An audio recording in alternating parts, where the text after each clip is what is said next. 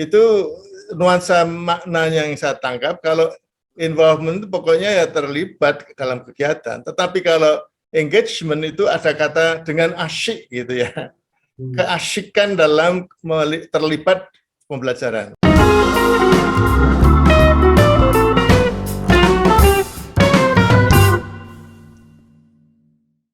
Bismillahirrahmanirrahim. Assalamualaikum warahmatullahi wabarakatuh. Sobat UMK Talks Academy dimanapun Anda berada. Pada hari ini kita kembali lagi di UMK Talks Academy bersama Prof. Ali Saukah, PhD. Dan topik pada hari ini adalah salah satu topik yang paling menarik bagi kita sebagai seorang pendidik atau sebagai seorang educator, yaitu tentang bagaimana engagement terhadap siswa, atau dalam bahasa Inggrisnya how to engage our students. Nah, untuk membahas ini kita akan berbincang langsung dengan Prof. Ali Saukah berdasarkan pengalaman beliau sebagai seorang guru besar, sebagai seorang dosen, dan sebagai seorang pendidik di bidang bahasa Inggris. Baik, saya sapa langsung. Assalamualaikum warahmatullahi wabarakatuh. Prof. Ali Saukah, apa kabar? Waalaikumsalam warahmatullahi wabarakatuh. Baik-baik, Mas Salim. Baik. Prof, ini kita berbicara tentang salah satu chapter di buku yang Prof. Ali tulis tentang how to engage our students. Nah, ini bagaimana dan mungkin pengalaman seperti apa yang ingin Prof sampaikan terkait dengan hal ini? Ya, dalam bahasa Inggris memang ada dua kata yang hampir sama artinya. Saya sendiri jarang melihat di kamus ya, tapi dari pergaulan itu saya rasakan perbedaan nuansa maknanya antara involvement dengan engagement. Ya, jadi kalau dalam bahasa Indonesianya ya sama-sama pelibatan ya, melibatkan. To engage dan to involve itu ya nanti dicek di kamus ya. Tapi feeling saya dari pergaulan menggunakan bahasa itu beda, ada nuansa yang beda. Involvement itu pokoknya terlibat, ya udah terlibat itu artinya dia juga ikut melakukan kegiatan itu. Jadi misalnya terlibat dalam seminar, ya dia juga ikut mendengarkan atau juga menjadi pemakalah, ya.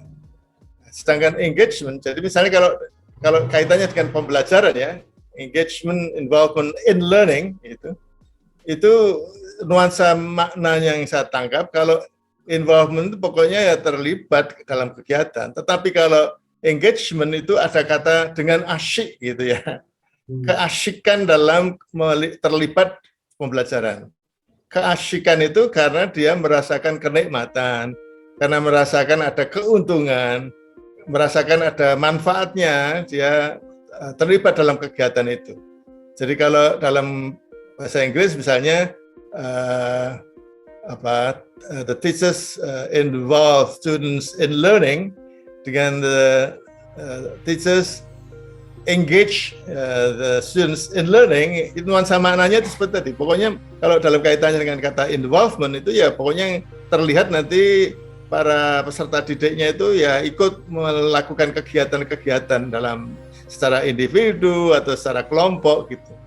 Tapi keikutsertaannya kalau itu kemudian bisa terlihat menikmati gitu ya, tidak mau berhenti misalnya gitu, udah selesai kok, tidak mau berhenti, jadi jam selesai, udah tidak lagi bisa, tidak harus diteruskan lagi, udah selesai, tapi masih ada orang yang asik gitu, terus saja, karena waktunya masih ada. Nah ini yang mungkin membedakan makna antara keterlibatan dalam bahasa Inggrisnya involvement dengan keterlibatan dalam bahasa Inggrisnya engagement, karena ada keasyikan tadi, karena ada kepuasan, karena ada keinginan untuk kemudian bisa lebih banyak bermanfaat dari kegiatan itu.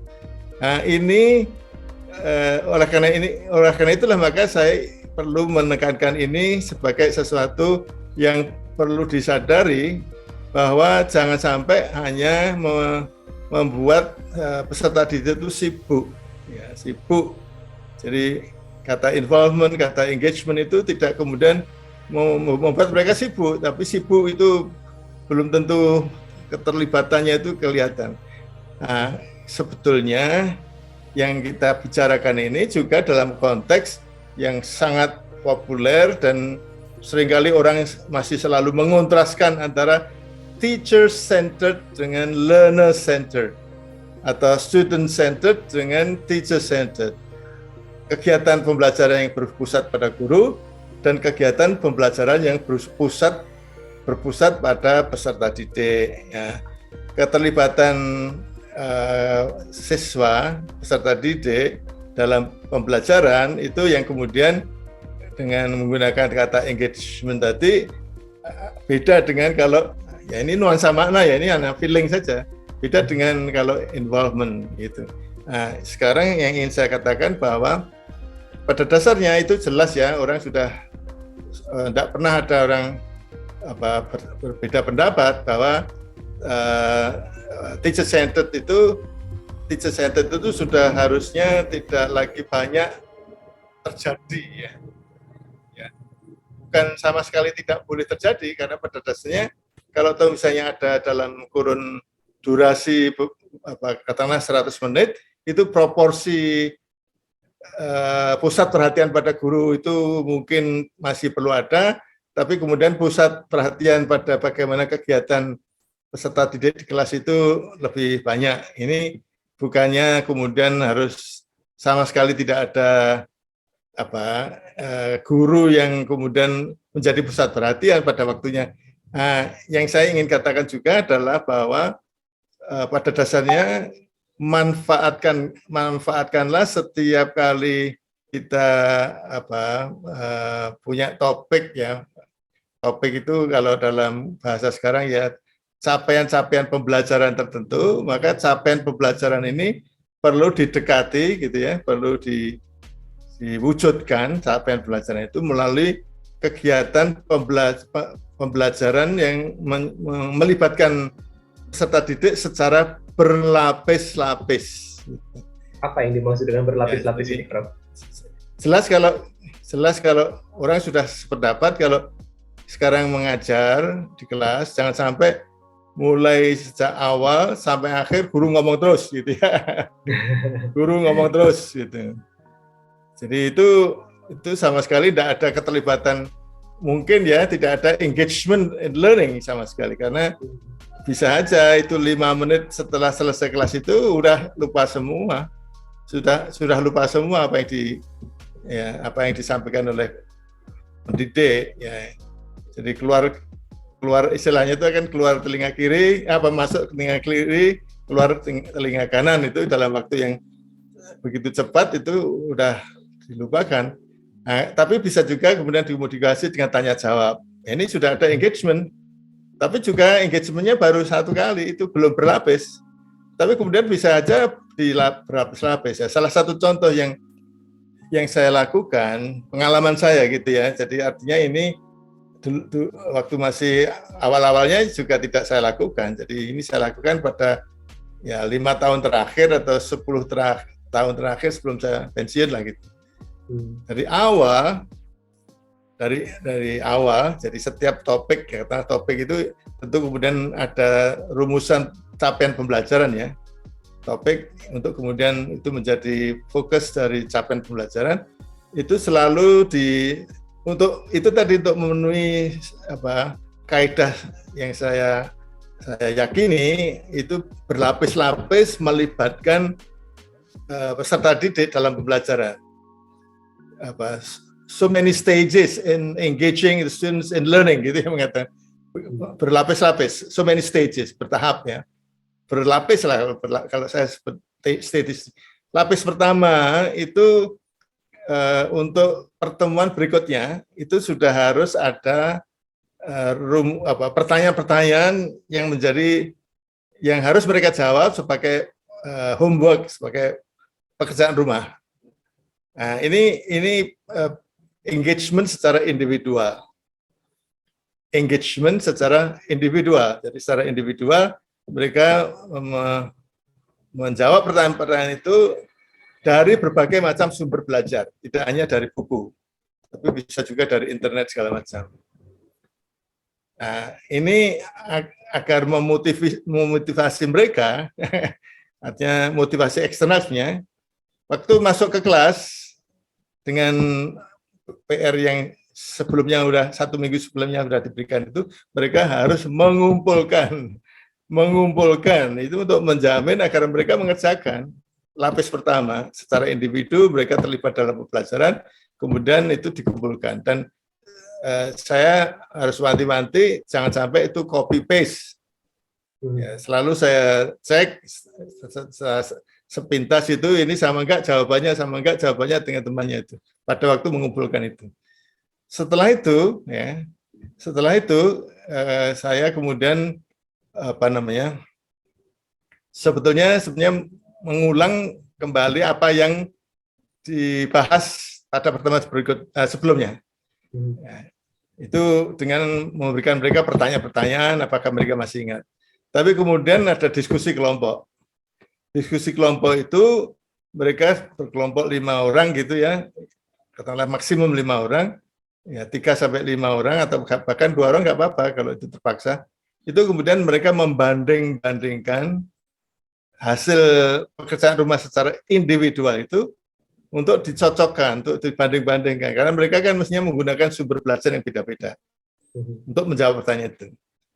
Nah, mereka harus kemudian sepakat kira-kira yang lebih tepat itu yang mana, yang lebih mudah, katakanlah misalnya dipahami, dihafal itu yang mana. Sehingga kemudian ada individual product, ada group product. Ya. Kalau jawaban itu berarti jawaban individu pada waktu di rumah, PR, pada waktu di kelas, kerja kelompok menjadi jawaban kelompok. Jadi kalau misalnya katakanlah di kelas itu ada 30, kelompok itu katakanlah 5 per kelompok, berarti ada 6 kelompok. Jadi ada 6 versi kelompok gitu, 6 kelompok yang masing-masing bisa beda, bisa sama juga.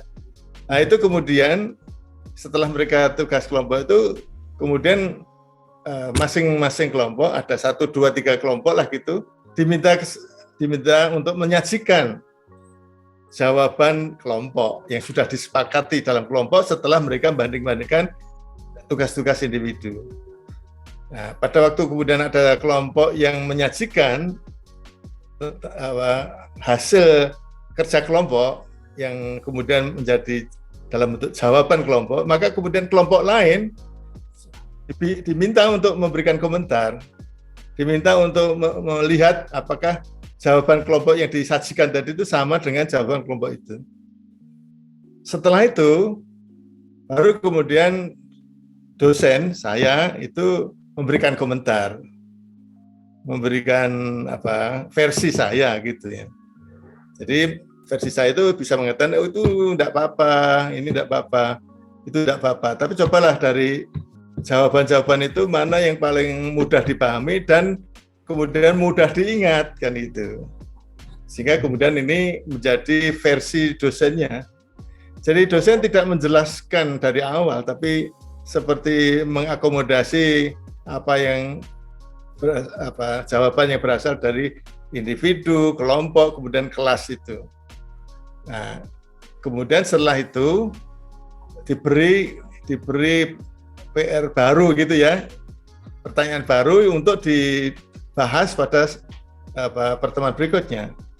Tetapi topik yang tadi itu dibicarakan nanti akan direview lagi pada waktu pertemuan berikutnya. Jadi kalau boleh saya sebut berlapis-lapis tadi, saya hitung misalnya ya, PR yang sifatnya individu, kemudian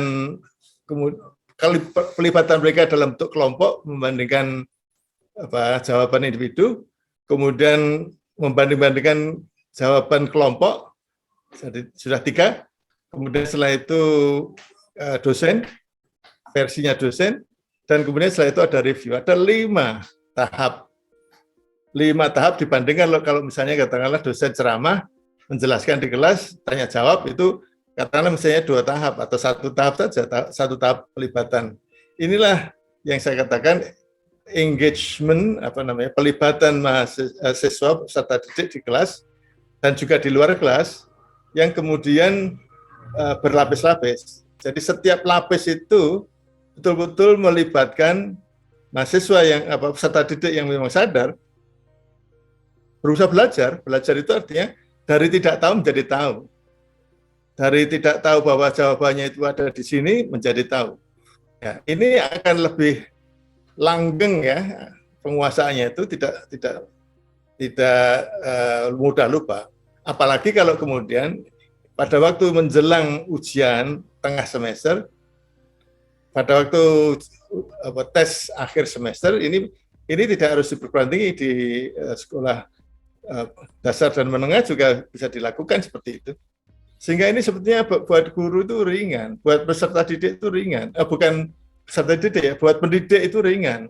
Dia hanya memfasilitasi, kemudian juga memberikan semangat, tapi juga ngecek mengenai apa yang sudah mereka lakukan, apakah itu sudah sesuai dengan yang sebetulnya dianggap lebih tepat gitu. Itu Mas Salim. Baik, jadi sebenarnya apa yang dilakukan ini bukan justru membebani guru ya, Prof, tapi justru meringankan beban guru. Iya, tapi jadi fungsi guru sudah tidak lagi dominan memberikan penjelasan di kelas.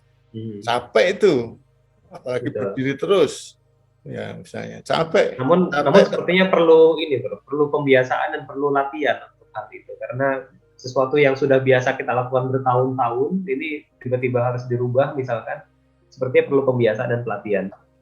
Ya, dan kesadaran, jadi artinya keyakinan ini masalah keyakinan juga, karena dari pengalaman kemudian katakanlah feelingnya mengatakan bahwa ini mahasiswa saya kok hanya duduk manis, mendengarkan diam. Kalau misalnya setelah ada penjelasan dan ada tanya jawab, berapa orang yang bisa punya kesempatan untuk bertanya?